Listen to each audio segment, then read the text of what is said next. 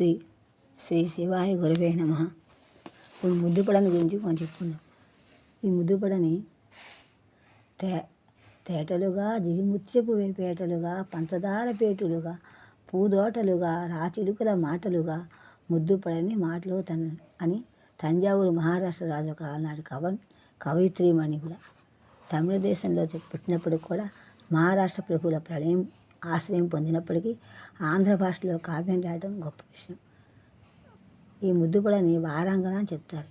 ముద్దుపడని సాహిత్య విద్య శారద. ఆమె గురువు ముద్దుపడని కవన శక్తిని గురించి ఘటింప నేర్తులు కవన జాతులేగి పలుకుల కళ్ళకి వెలువలన బాట అని చెప్పాట. గురువుగారు ఏం చెప్పారు? ముద్దుపడని గురువుగారు కవన శక్తిని గురించి ఘటింప నేర్తువు కవన జాతులెరింగి పలుకుల కళ్ళకి వెలువలన బారా అంటే బాగా నోటముడ యథాతథంగా నోట్లోంచి వస్తాయి, మనం బాగా రాయగలని చెప్పడం.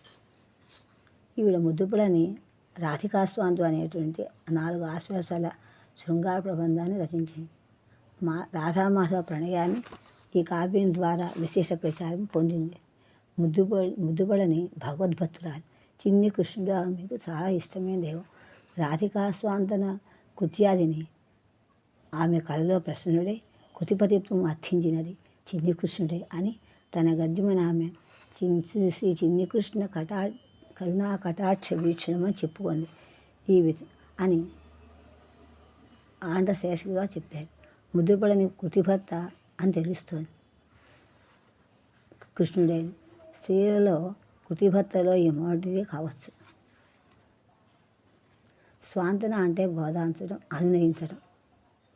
ఓదార్చడం 2 అర్థాలు వస్తాయి. రాధిక అలిగింది. అలుక పెరగటం, మనసు పెరగటం, అవమానం కలగటం, అంతరంగం మరగటం. కృష్ణుడు రాగానే చెడామడా చెరగటం, చివరికి అన్ని కవులో కరగటం. ఈ కావ్యంలో కథ ముఖ్యాంశాలని చాలా బాగా ఉంది. రాధికాస్వాంతంలో పచ్చి శృంగారం ఉందని చాలామంది చెప్పారు. ఇవి స్త్రీ రాయలేని విషయాలు కాదని కొందరు చెప్పారు. అయినప్పటికీ రాధికాస్వాంతం ప్రకటించిన బెంగుళూరు నాథన్ దాన్ని ఖండించారు. కొందరు కావ్యంలోని గుణాని కన్నా కవిత్వ కులానికి స్త్రీత్వానికి ప్రాధాన్యం ఇచ్చి విమర్శించారని అంటారు. రాధికాస్వాంతం రసమధువులున్న కావ్యప్రసూనం అని నిరూపించవచ్చు చదివితే. ముద్దుపడని కవితారీతిని తెలుసుకోవడానికి 2 పద్యాలు. కోపగృహంతో ఉన్నటువంటి కోపాన్న రాధతో కృష్ణుడు పలికిన పద్యం.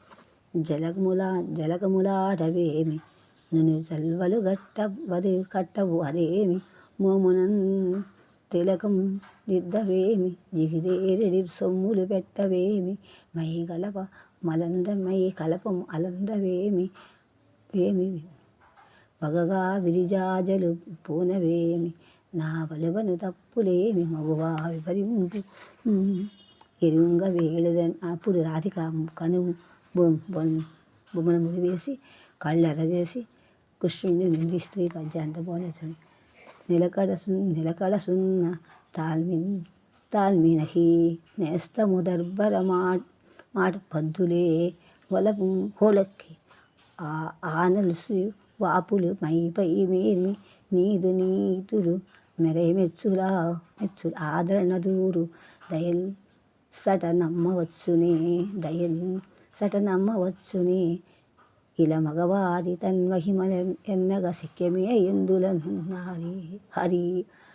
ఈ పండితుల్లో చాలామంది ముద్దుపడిని ఖండించారు, ఈసడించారు.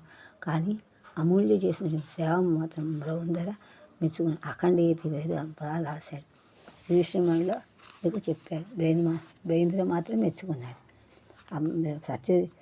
కృష్ణ సత్యభామ కన్నా బాగుంది ఈ పద్యం. ఇద్దరు కూడా మాటలు తర్వాత చూద్దాం.